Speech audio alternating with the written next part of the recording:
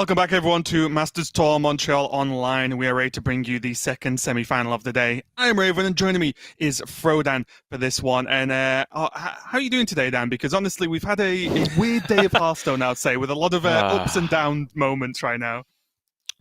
Yeah, it's been a wild ride, Raven, to say the least. Montreal has certainly brought us some unusual things that I wasn't really preparing for when doing my research and playing my games going in this weekend. But alas, here we are into the second semifinal. We got Turtle Mage and combo lineup from DreadEye.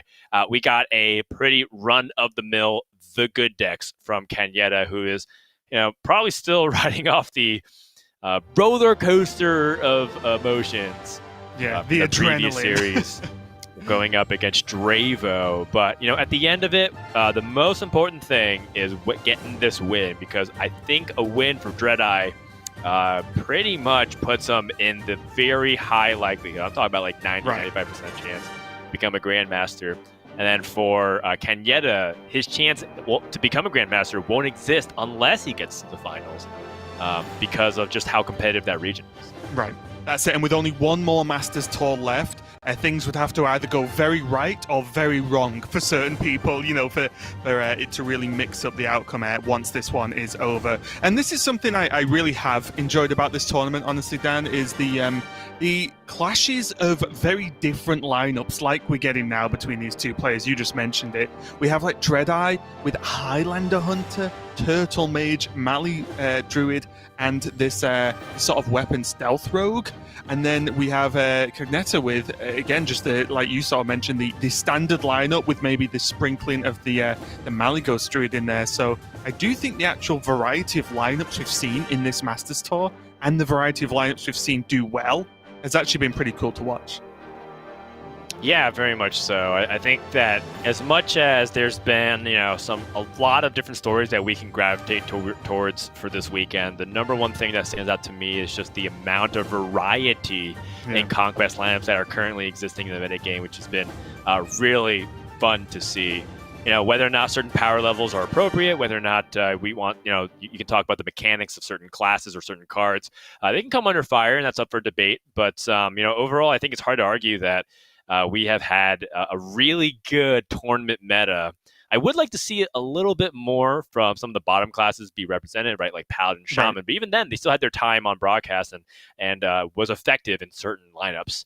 So I hope to see some of this going forward. In terms of how they match head-to-head, I believe DreadEye is trying to prey on lineups like what Cagnetta had, which is great because on the other side of things, DreadEye was the lineup that was being targeted by Xiao Dai because there's an aggressive lineup that DreadEye was weak to. And now this slower, more mid-range approach, I think he can definitely feel more comfortable in. Yeah, and even the variety of bans we've seen, right? Because there's Malygos Druid banned out, so Cagnetta's lost that. And then DreadEye has lost this Turtle Mage, so we won't get to see Turtle Mage in this series. But for now, we are ready to kick off our second semi-final. DreadEye on the top with that Malygos Druid and Cagnetta on the bottom with the Warrior here. And just taking a quick glance down at this Warrior, it does run that Risky Skipper package, so there is a greater chance in this one that there is armor gain as an option. But do you see that being a realistic factor in this matchup? I would say not really something that you commonly see as a realistic factor to just like out armor the Druid's Burst, because if you take a game plan that's very obvious, like, okay, I'm just going to prioritize armor, remove everything, and protect that, then Druid will amass their biggest reach of combo damage, which, if you're able to get the ideal setup, could be like, I don't know, like something in the 70s. It's just a lot of armor to try to get. Without access to things like tank up, it's just really hard to get access to that convenient big burst of armor outside of Risky Skip and Armor Smith. So I would probably say that it happens very few amount of times. Right. So what's very interesting to me as well is DreadEye is actually running the... let me just double check actually. Yeah, sorry, DreadEye has actually cut along with many other players recently, the Geppetto from the list, and cut some of the more like maximum greed to put cards back in, such as Crystal Power. Because initially, when people were playing the Malygos Druid at the start of the meta, it was just ultimate greed and super susceptible to some aggro. But these Crystal Powers could be pretty clutch in themselves to stop the endless wave of Wrench Caliber hitting him in the face, along with those potential bomb hits going off there as well. So it's a bit of a tough game to even see, at least for now, who has the advantage. But getting this Wrench Caliber equipped is going to help Cagnetta quite significantly for now. Yeah, the big overarching like matchup macro plans from both players here is the Warrior wants to get those bombs shuffled in before DreadEye can get his card draw and ramp going.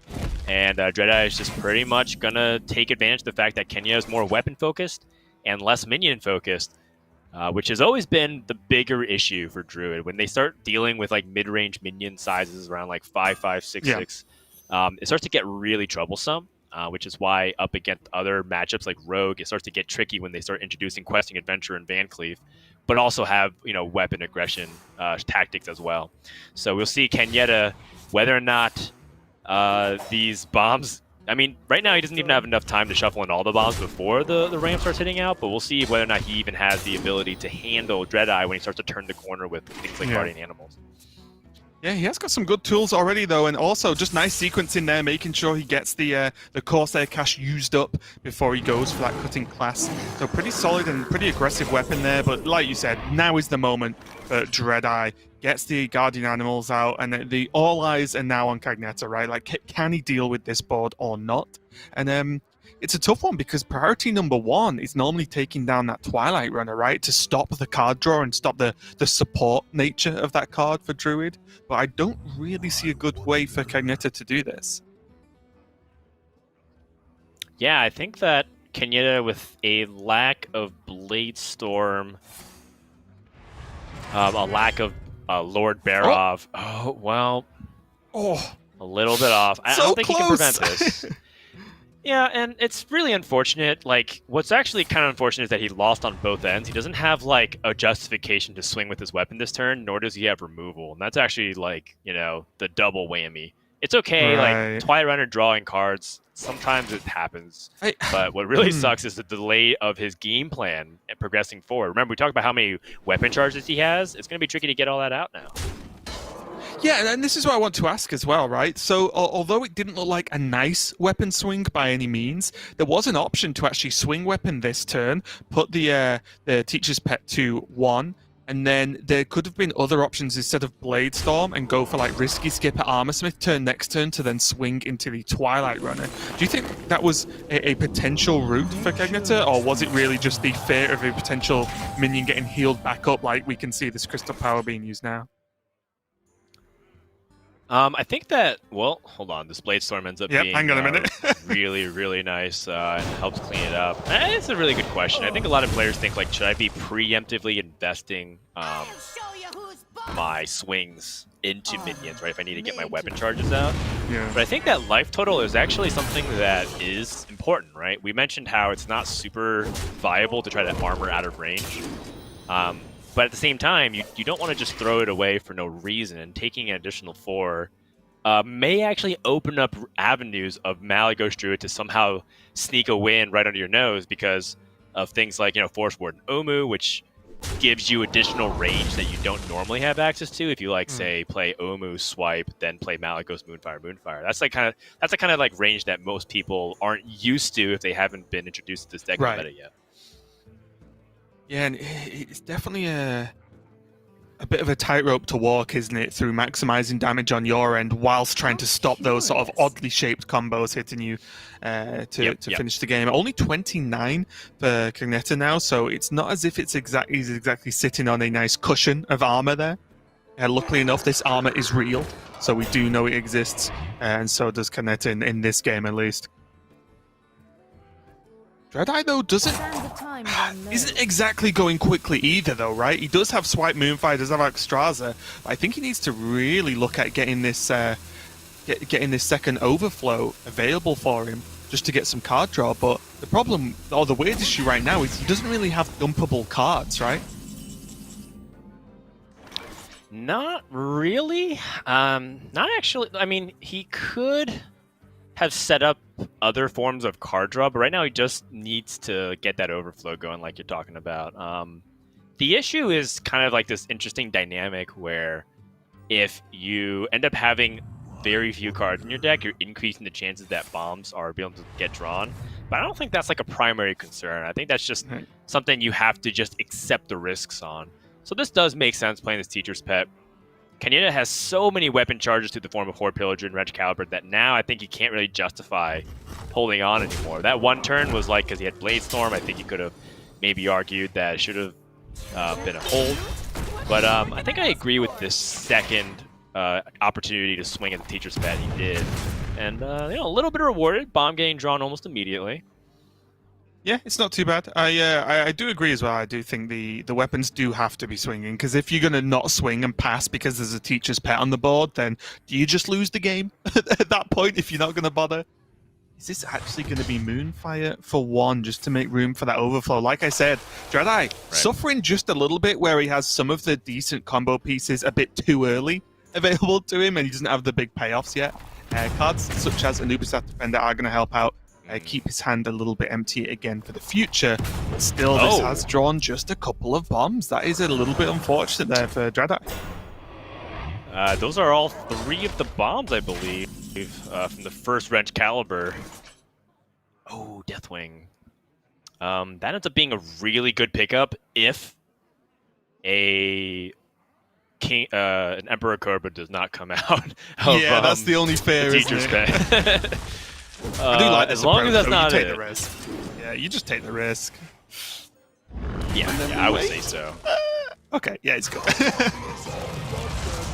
Really nice Deathwing, though. Not going to take too much damage from these trades, and really going to force DreadEye to consider having to remove it with some of the spells he may have in hand, at least from Cagnetta's point of view. And that's the fear, and that's something we've seen a little bit in Grandmasters, at least in Europe, where the more these players, these Malygos players, are forced into using their burn damage as removal, the more they have to really just rely on the Ysera plan as an out, and then that's much more manageable for Cagnetta because he does have Double Brawl already in his hand, which can help greatly versus the late game Ysera. Because the less cards that DreadEye has in his deck now means that these portals are going to be kicking out in large numbers, which are very susceptible to those brawls. Well, the difficulty of the situation is that DreadEye is feeling like he's gonna die if he doesn't deal with this Deathwing. At the same time, is there a way to deal with this Deathwing? I think he has to just draw and hope. Time run low. Can use Overgrowth because he does have Bloom double innovate, right? So even the fact that you could even argue the Overgrowth is kind of free right now as a free card draw because he has the mana regeneration to still spend 10 mana on top of that this turn, but he is just going to go down to, what is that now, just 15 straight up from this attack? Yeah, if Sky Raider gives any kind of pirate damage, say he finds South Sea Deckhand, the game is over. If he shuffles a bomb in and DreadEye draws it, the game is over. So it's a very close scenario, and this is kind of what we were talking about at the very top of this matchup, which is this feels like the best primary game plan for Warrior, which is pressure the Druid, don't give them time to combo. They always want to draw cards from their deck. It's one of the things they do the best. And if you're able to shuffle enough bombs in, there's a lot of inherent risk that is sitting latent in their deck that will unleash terror the moment they draw bombs. DreadEye drew 3 bombs. There's no way you can recover from that much damage. Is Cagnetta really thinking about Brawl? Surely not. Surely it's just Wrench Caliber really quick. Because the thing is, if the Twilight Runner attacks now... Yeah, okay, good. I think it was just taking a minute to think about it, which is absolutely fine. But because it's Twilight Runner, if that attacks with this bomb in the deck as well, it's just more of a chance that the bomb gets drawn anyway. So I don't think, actually, that the Twilight Runner living, especially with that taunt on board, is even remotely a problem for Cagnetta now.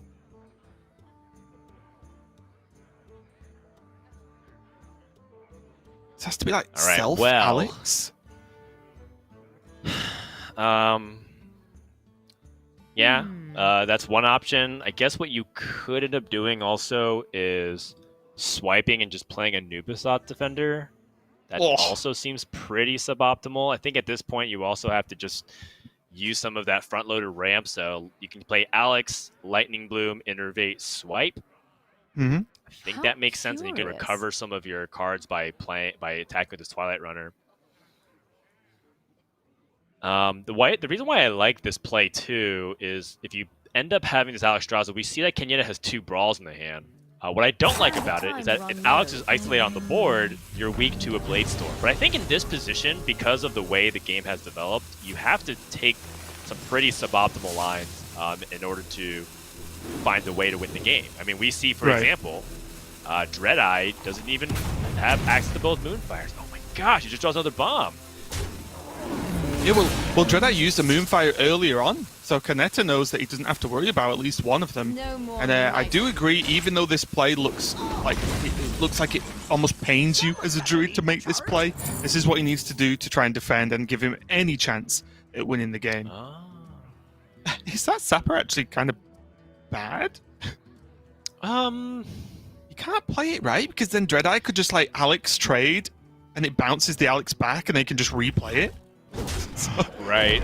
Yeah, I think he just can't. That's like the one card he can't play.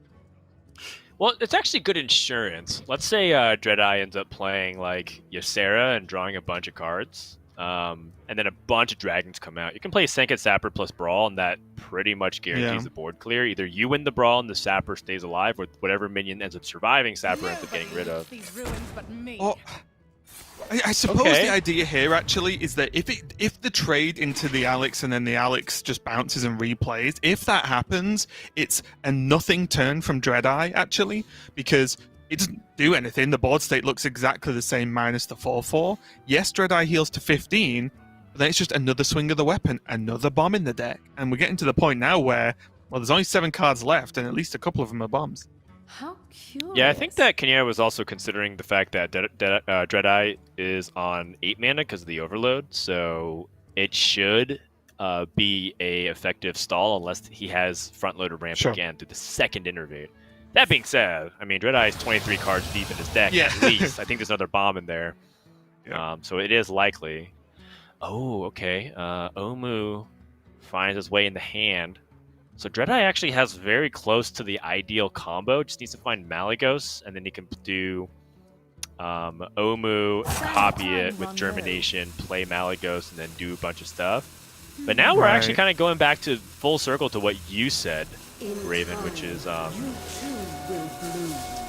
Cagnetta has too much life. Like bursting with combo damage is not really an option here.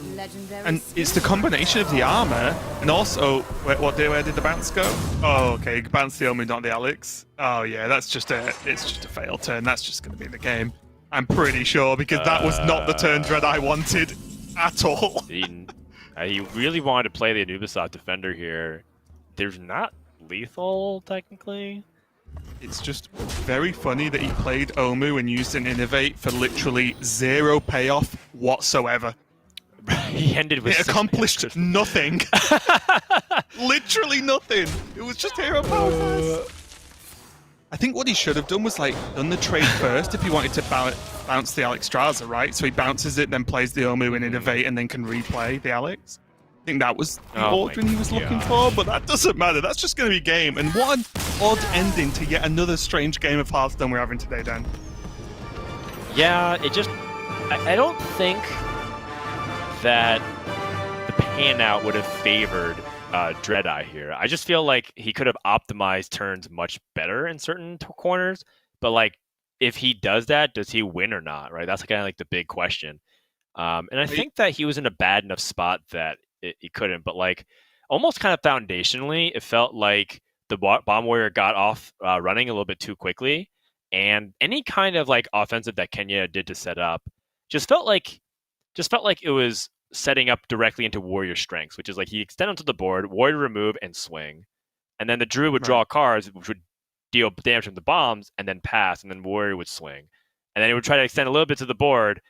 Or like play something defensively, then Warrior would just get past those minions and swing again. So it just felt like overall he wasn't really doing a lot to challenge the Warrior meaningfully, because the Warrior ended with like 40 life. It was super comfortable.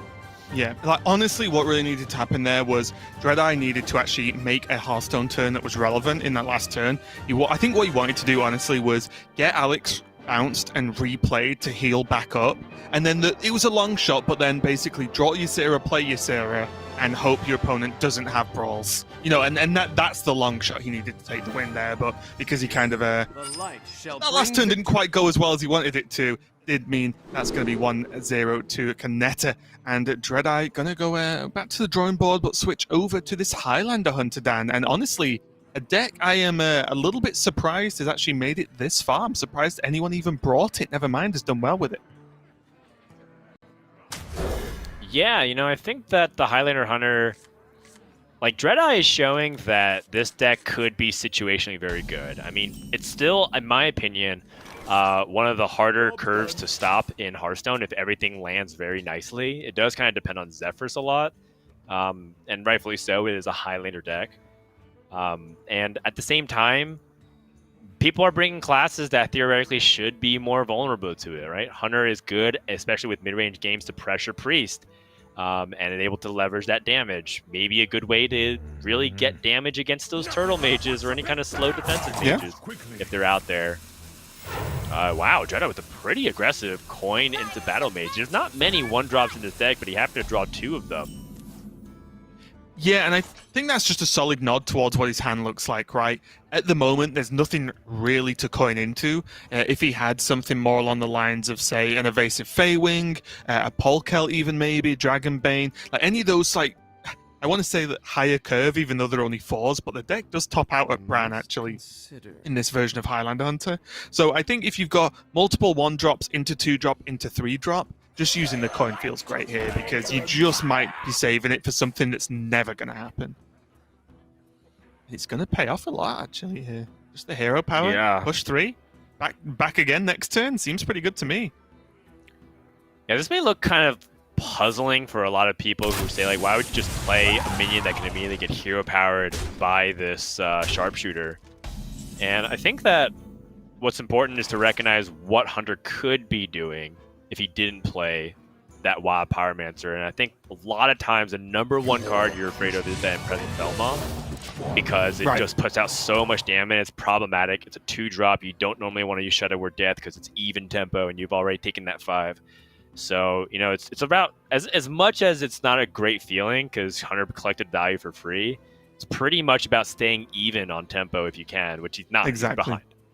And that's the thing. It's not as if, looking at Cagnetta's hand, that he had anything that was going to combo great with Pyro in a couple of turns to clear a board, right? Like, it's just not there. It was literally a 2-mana 3/2, and if that's the trade-off for your opponent not playing a minion on turn 2, I completely agree with you. It was, or it did look correct on the way I looked at it. If there was some cheaper spells, maybe a Renew or something like that in Cagnetta's hand, maybe you can have more of a discussion about whether the Pyro is worth more in the near future. But there isn't, so you're going to see DreadEye have a few options for himself now. A lot of 3 cost, but I nearly was going to say I'm quite surprised at how well this curve's looking. But as I mentioned, this is like aggro Highlander Hunter here.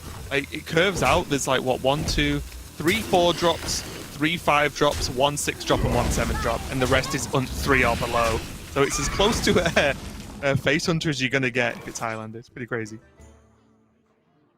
Yeah, and then you can see that Highlander Hunter is just really problematic right now for Cagnetta to try and stabilize early, but it looks like he has kind of gotten past that first phase of threats. That's kind of the hard thing about, you know, the situation here for DreadEye is because he's pretty much at the mercy of whatever he draws, and I think that's probably the #1 reason why people don't like playing Highlander Hunter, because it doesn't feel like you have very much agency over your deck if you draw the wrong half. There's a few cards that help it, but it's not like Priest, which on the opposite end feels like there's so much interesting manipulation and card generation, same thing with like Mage, that it always feels like you have a chance no matter what. Yeah, I'm just looking at this turn as well, and what did you think of that turn, Dan? Because there was Cabal Acolyte into Raise Dead to steal the 1/1 and still generate 2 minions. You put a 2/4 taunt on the board instead of this 3/3, and it just removes the Dwarven Sharpshooter, because right now there was potentially just like hero power and trade the Locust in. And this minion's gone. I don't know, it seemed a bit weird. Yeah, it seems totally fine, but you know, with Hunter Ace on the board, does end up getting some nice trades here and get that immunity bonus. For Cagnetta, maybe an opportunity for Cleric of Scales to find a cheap spell. I believe he already played one Raised Dead just now. Deck list is not loading on my side, so apologies as I lack that clarity. He played a Raised Dead last turn, and he does have access to a lot of spells in the early game. 1 Holy Smite, 2 Renew, 2 Wave of Apathy. Pretty standard stuff, honestly, and there's a Wave of Apathy and a Renew there for the outside of it. The Soul Mirror, I can't imagine that Cagnetta's really going to look for in this game. It's not something I would expect to get value against a Highlander Hunter like this. It can help in certain pinch scenarios, especially if they're playing like Faceless Corruptors, helps answer King Crush. But we're a little bit far away from that, even though it's getting kind of to that turn. And also, you know, more importantly, he seems to be lacking meaningful ways to interact with his board. He ended up passing up the opportunity to play a Wild Pyromancer. I think it's because he doesn't feel super threatened by the fact that there's 1/1s, and there's going to be even more of them generated through the last attack of Desert Spear.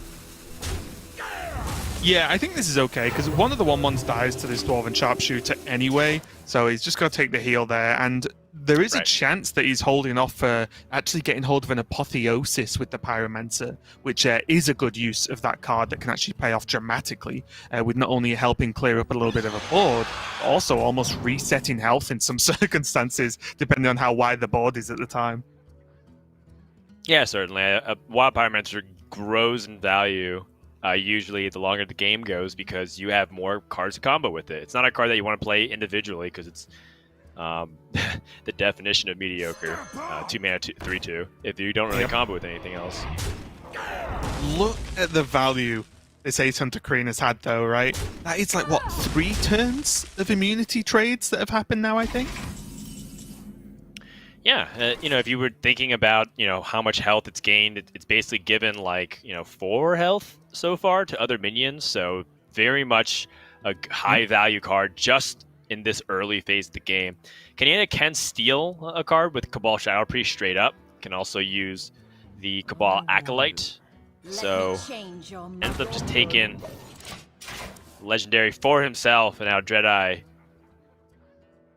wants to answer this board, sees Zephyrus, which actually gives him a way to formulate a meaningful game plan now, because he can use Zephyrus to potentially close out with a lot of damage sources through Bloodlust or Savage Roar. I was even looking at potential Soul of the Forest as well. That makes the board, because at the moment, now that the Ace Hunter Kreen's gone, the board does look a lot weaker, right? A 1/1, a 4/1, and this 2/3 that isn't going to really get good trades anywhere right now. Yeah, I am a little bit worried about Soul Mirror in the Soul of the Forest play, just because your opponent clears off a lot of your front end, and then your opponent's 4, 5, and 2/4 can clear up the back end. But it is interesting, right? Because it helps cement that board position, help him justify pushing a little bit more damage. Especially with the attack from the Desert Spear, it's like 1 whole additional minion for free, I'll say, that would get the Soul of the Forest, but choosing to hold off regardless. Just going to use the Zixor to be able to get some trades in here. So it does look like DreadEye is leaning more to... Oops. Yep. Well... happens. Okay. It does look like DreadEye's leaning more towards this Zephyrus for this Bloodlust potential, or Savage Roar, as you were mentioning, Dan, as more of a setup for a lethal as opposed to any kind of ongoing value plan.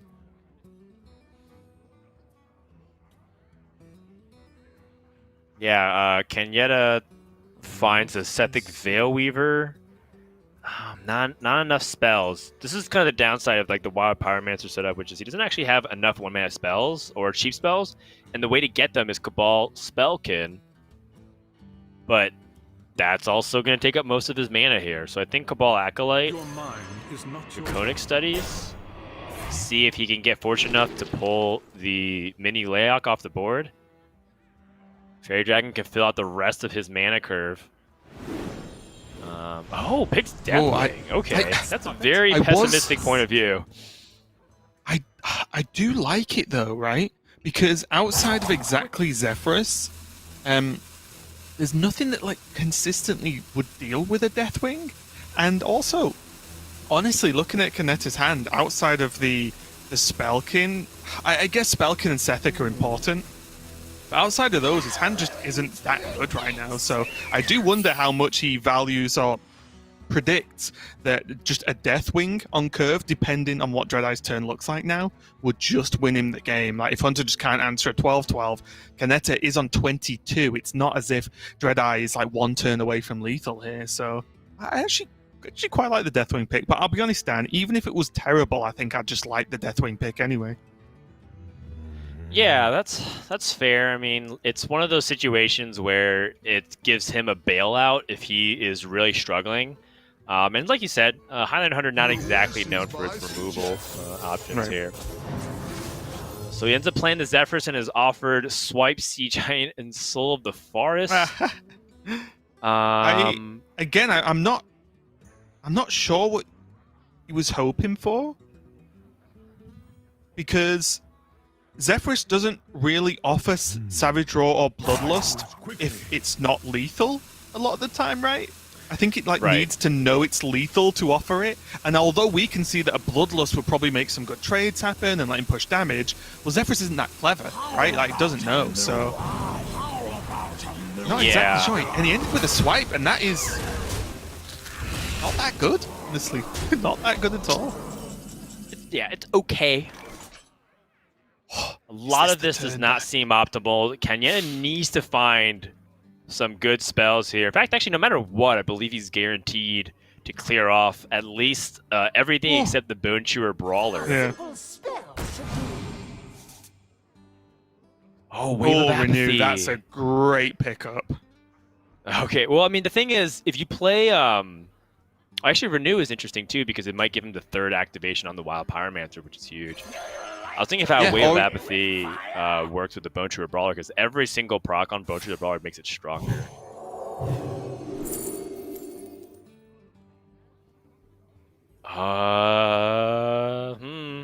So close for breath. So,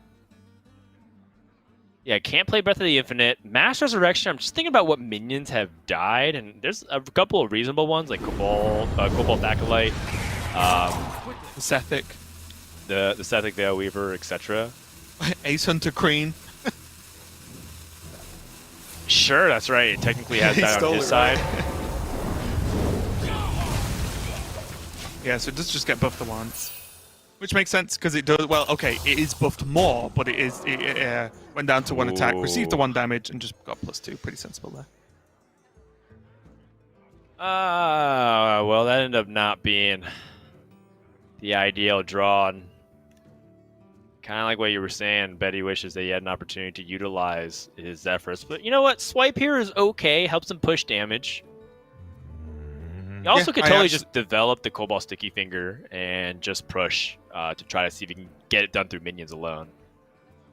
Yeah, I like the Swipe because it clears off the 3/3 and also protects this 3/1 that is actually more than the 3/1 now, right? It is currently under the effect of Wave of Apathy. So if you just saw your opponent stretch with Pyro and not be able to clear the Bone Chewer off, why can they clear it off next turn, right? Like they probably can't. We can see that technically, obviously, he can, but I think it's a fair assumption here and the correct way to utilize this Swipe that DreadEye kind of got lumbered with.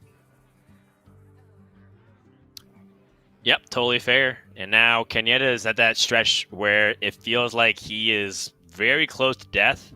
Has to take this very seriously. His double Shadow Word Death, leaving up the Wolventakers, does not feel good.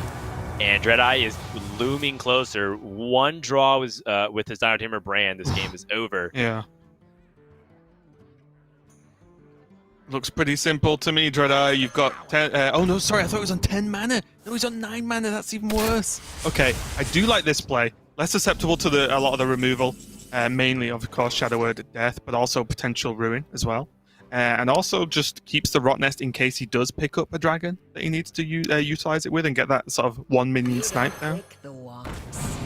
Yeah, it's a little bit unfortunate for DreadEye because it doesn't guarantee lethal. If Cagnetta heals, he goes to 8 versus Rosner's Drake would have dealt that 8 damage. But exactly what you said, 4/4 is a lot harder to deal with for Priest.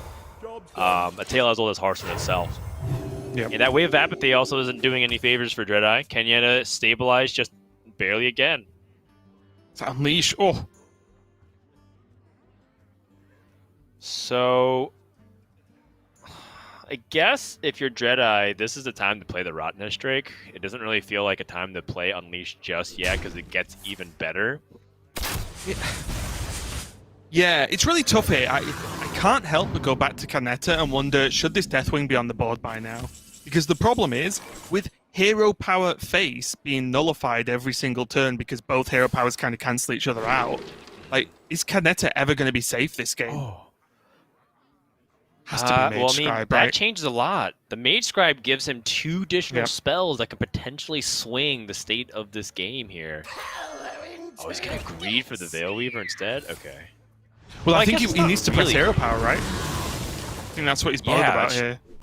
Well, the thing I like about the Onyx Mage Scribe and the Shadow Word Death is that it gave him 2 spells and still gave him the ability to heal himself as well. Because the discount on a Mage Scribe. That's true. That's true. So he ended up floating 3 mana and getting 1 less spell. The Dragon Bane could be lethal here. So here it's Unleash Dragon Bane, Unleash into the Sethic, I guess. And then press the Hero Power. I guess he could save a dog. I'm just thinking if it doesn't work and everything goes wrong, is Sethic actually the biggest threat to him losing this game versus the bigger Twilight Drake? Yeah, no, it's definitely a good question. He used the Hero Power first. Wait, what? Ends up killing the Twilight Drake. Is it not always better to just trade in? I feel like it is. I feel like he decreased his chances just now instead of like trading in first. If he was going to trade in anyway, like, yeah, I don't know. That seemed a little bit odd for me. I thought that was always a trade into the Sethic. It's close, but now he's out of cards. This is so tense. Comes really down to DreadEye drawing extra damage off the top of his deck, and he doesn't have a lot of cards that meet this 7 damage breakpoint. He's just 1 Bran away from a good time, though, right now, isn't he? That's the scary, scary part for Cagnetta. Oof, okay. This is huge here.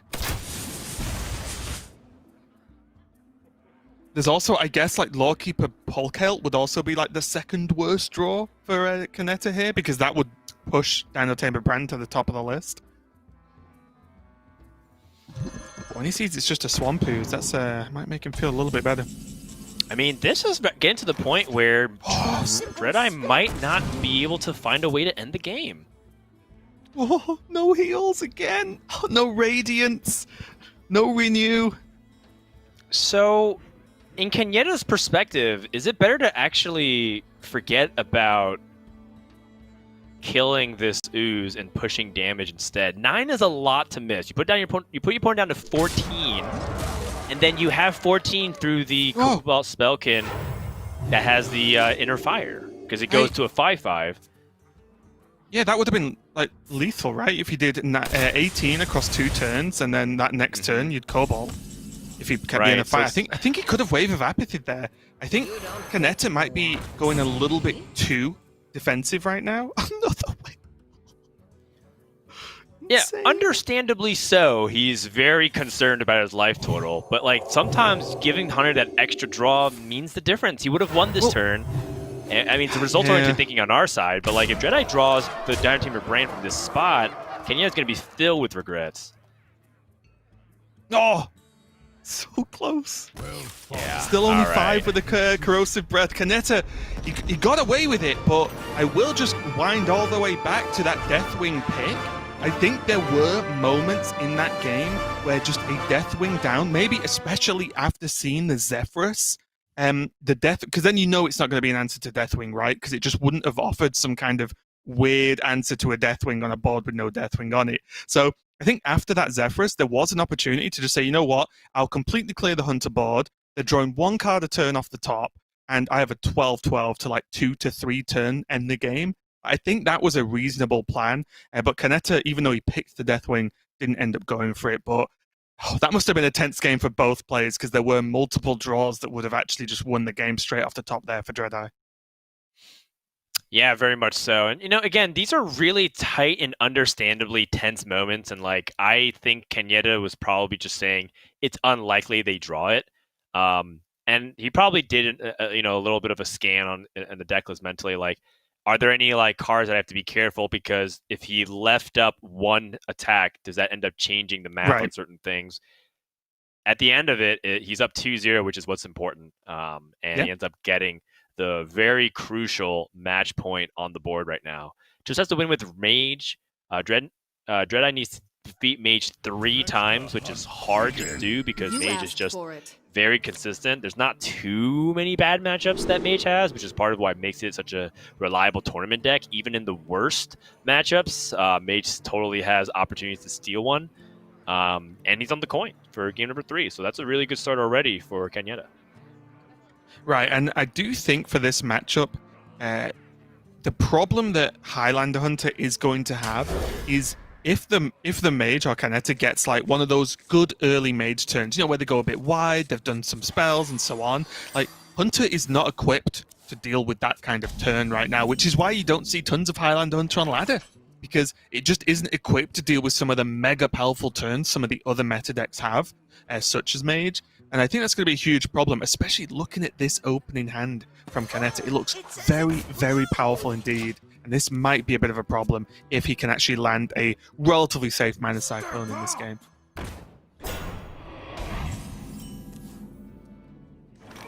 All right, well... Let's have Stormhammer and Dragon, though, which is always a nice combo. Very much so. That Stormhammer might end up being really clutch because there's one thing that Mage ironically doesn't freeze very much, which is your opponent's hero portrait. Cagnetta picked up Cram Session on 2, which is usually what you pull the trigger on. I wonder if Cagnetta is thinking about simply dealing with this Bone Chewer Brawler and trying not to allow DreadEye to get ahead, because if he plays Cram Session, he's essentially giving up the board because he knows that DreadEye should be able to help deal with it. Turn 3 is usually where Highlander Hunter starts to have their highest amount of cards that they have in the deck. Yeah, it's tough, right? Because I'd also argue that if he actually just went Spellwing into 1 Thief, then so what? If his 1/3 gets dealt with, he then still has 2 minions, and then next turn has options to go, for example, Ray of Frost, coin Mana Cyclone, which would have been okay. But yeah, choose to respect the Bone Chewer Brawler instead. Yeah, and it's kind of like the same ideas that we were talking about, which was stalling Hunter early. I mean, okay. Sorry, it's just, he can just go Ray of Frost, coin Mana Cyclone anyway. Doesn't matter. That's not a bad play at all, I think. Yeah. Because he still, at its core, needs to find a way to generate threats. And part of that is actually playing spells. So that way, Mana Giant, when it's drawn, is going to be relevant. So I actually do like the Mana Cyclone play this time. Yep, me too. This was the play I wanted cagnetta to set up for. It was just fortunate for him that he drew the second Ray of Frost right off the top. Oh, now we've got a spicy game of Hearthstone down. If cagnetta can take it to turn 10, he's got a way to win. You've got me fired up. Yeah, I think he will have a pretty good chance to do so. It doesn't seem like he has a relatively aggressive game plan. He has cards like Ice Barrier. So maybe the game does go long enough for that to be the case. Canyetta's waited very long for this Cram Session. So he can go for Primordial Studies first. Yeah, I like it. Now he can go Solarian into Cram Session. That just looks fantastic to me. Yeah, I like it a lot. Astromancer's Solarian is just so good because when you get Solarian Prime, it's going to be in a situation very likely where Hunter is threatening you and you need a way to potentially get bailed out or even counter lethal. So I do enjoy it a lot. I kind of want to play this Cram Session. I can totally understand Cagnetta feeling like he wants to deal with this Crimson Hothead. Okay. Looks like he's really defensive about his life total right now, which is totally fine. Yeah, and honestly, I'm probably too locked in the mindset of how Mage plays versus other decks right now. But Highlander Hunter doesn't actually really have a way to deal with this board. Like, they just don't have good tools when they're behind, honestly. This is about as good as it's going to get. Desert Spear into the Solarian. This does involve DreadEye taking a good chunk of damage and having to use the Locust. But for that kind of trade-off for a potential cram session instead was probably worthwhile, actually, looking back. I'm convinced. Ooh. Yeah, the only thing that I'm just worried about is Cagnetta's ability to play cards. You know, because in the mid game, it does seem like it's a little bit awkward. And cram session, if you only, let's say in the worst case scenario, it's only one card, it would be very sad for Cagnetta. But now he finds an opportunity to draw 3, and that's really nice. And his patience has paid off. So, you know, everything seemed to have worked out here. Yeah, it's very amusing that, like, the turn that he used the Ray of Frost, I think, quite, liberally when he could have kept hold of them for the Mana Cyclone. He then just drew Ray of Frost, and then the turn he had 2 spell damage minions on board and then skipped the ground session, he drew the second Primordial Studies to get another spell damage minion to then go for the cram session the turn after. This has panned out very well indeed for Cagnetta, and already you can start to see the struggles that DreadEye is going to have in this game because he just simply hasn't dominated the early game, which is what I think you need to do. Yeah, this is a pretty good recognition from Cagnetta to understand that Hunter is at its best when it's threatening within a range of damage that could potentially change, or just basically kill you. DreadEye finds Dino Tamer Brand in the tracking, which I am hard-pressed to find another reason to not pick it. I have never seen someone take this long over a 100% solved tracking before, Dan. Next turn, you're on 7 mana. You pick Dino Tamer Brand. This turn, you have a sick turn anyway with the attack into the Faceless Corruptor on the Locust. It's perfect. It's worth thinking about just to make sure you're not being careless. Definitely not Wolpentinger, but like, what does the Diving Griffin give you that might be valuable? And it's purely, I think, Zixor, and that's it. Yep.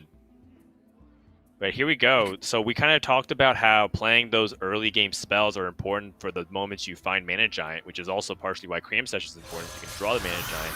Everything falling into place for Cagnetta. That early game plan for him is really paying off right now.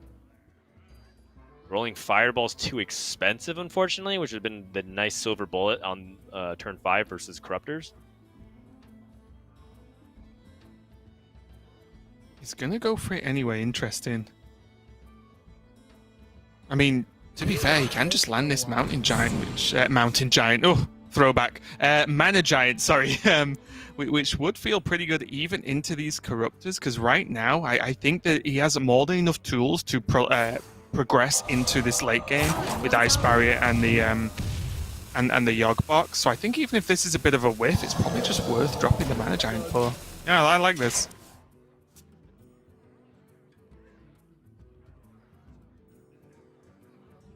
Now here's the real question, Dan. Does DreadEye just push 16 to face? 17, I guess, with the weapon swing. I think you can just clear the board here, especially with Hunter Ace hitting the board and getting this free kill on the Mountain Giant. This is actually starting to go the opposite direction, which is Cagnetta took a little bit of time to get set up, and now that he made his power turn, it's actually not super powerful, and it got dealt with very quickly. So yeah, pretty sick turn, honestly, for the trades there. I did enjoy just suggesting doing 17 to face, though, but this looks pretty powerful. But the Rolling Fireball pick is going to pay off for Cagnetta now, as he can deal with most of this board if he wants to. Yep, it is a guaranteed board clear if he plays Rolling Fireball on Hunter Ace, and then it just goes all the way across, stopping at the Locust, where you can just trade. Yep. Could go for Ping as well, but I think he probably wants to just play this magic trick, develop the Spellwing. I wonder. And this, now that the Desert Spear is gone for DreadEye, these small mage minions are actually way more annoying, right? Because if the board is clear, it's not something you want to be swinging Stormhammer into, like a 1-2, a 1-1. These are all like horrible targets, so these minions once again kind of become even more powerful at this point in the game versus DreadEye.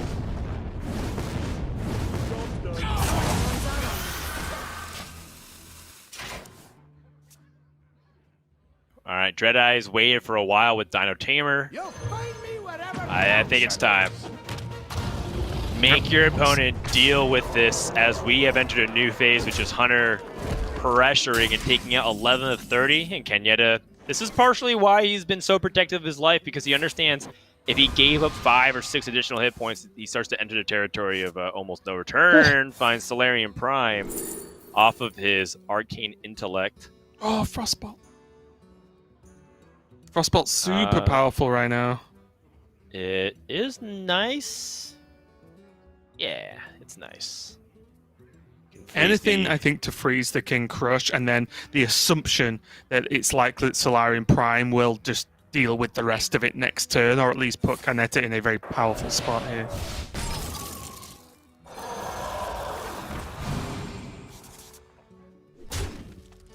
Yeah, mirror image. It looks like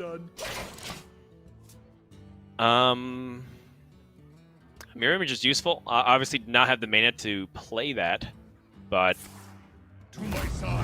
good for the following turn. Animal Companion finds Leok. Okay.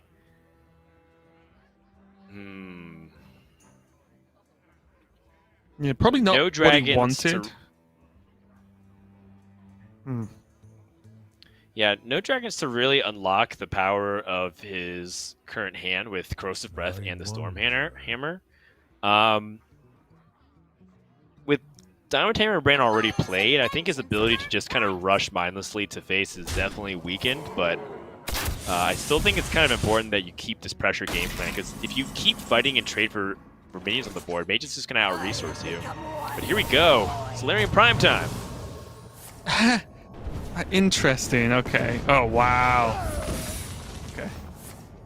I don't think that was necessarily just a snap prime there, but we can see it's paying off in absolute spades right now.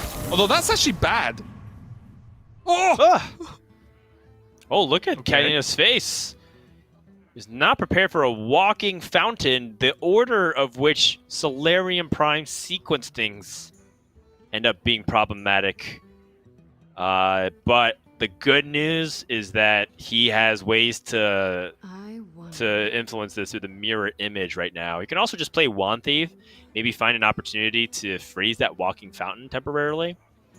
Yeah, I like one Thief first. He can always just trade the 2 1/1s into the Murloc anyway to, again, make the mirror images stronger going forward. I do like the One Thief because you might just get Brain Freeze, which is insane right now, right? And instead he's just going to go Missiles. Yeah, I think he was concerned about board space, but pushing damage feels a little weird, just given that it's a walking fountain. It's on the board, so your opponent's going to gain 8. Yeah, and also this plays into a potential Unleash heavier than I think he needs to as well. I think the 2 1/1s could have easily been traded in there and used the One Thief to try and fish for an answer, because like Ray of Frost, Brain Freeze, like these cards would have just broke this game, because it would have just meant DreadEye couldn't heal up with this walking fountain. And then look at the board. Like, outside of Zephyrus, there are no cards that exist that would have dealt with this board if the 4/7 was frozen. And it would have just been lethal.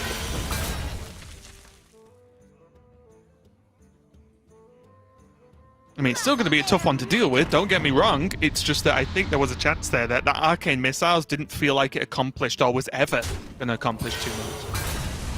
Yeah, I agree. But like in the big picture of things, ooh, DreadEye attacking face here would activate Flame Horde, which actually deals 4 because of that spell damage. DreadEye, I mean, Cagnetta's also thinking about lethal here, which looks like he has with 7, 15, 19, and then the Fireball. And so Cagnetta took a little bit of like understood risk that maybe DreadEye can find some way to pressure with that Unleash the Hounds, but with this Fireball, And all this damage going upstairs, cagnetta has gotten the clean sweep 3-0 over DreadEye. Yeah.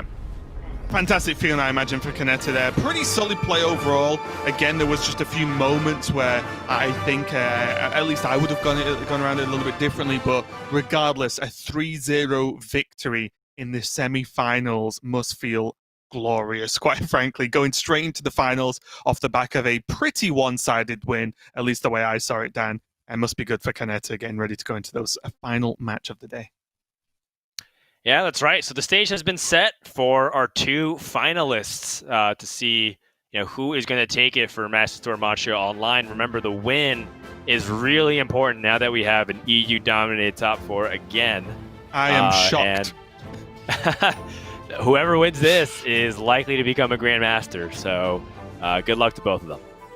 Yeah, and that's a big deal as well, because it is not easy getting into a Grandmaster spot in Europe. You pretty much have to win a Masters Tour if you want to book in, just because of how competitive the region is and how high that prize pool is as well. So a lot on the line for both these players. I am sure each one of them would have preferred the other person to win versus their opponent there, just to make it not a European finals. But as is normally the case, the Europeans do the best job in these tournaments and end up being in the finals regardless. But while we are going to go and get ready for that final match, so remember, there's just one more match left. We're going to crown our winner of Masters Tour Montreal. So don't go anywhere. We'll be right back.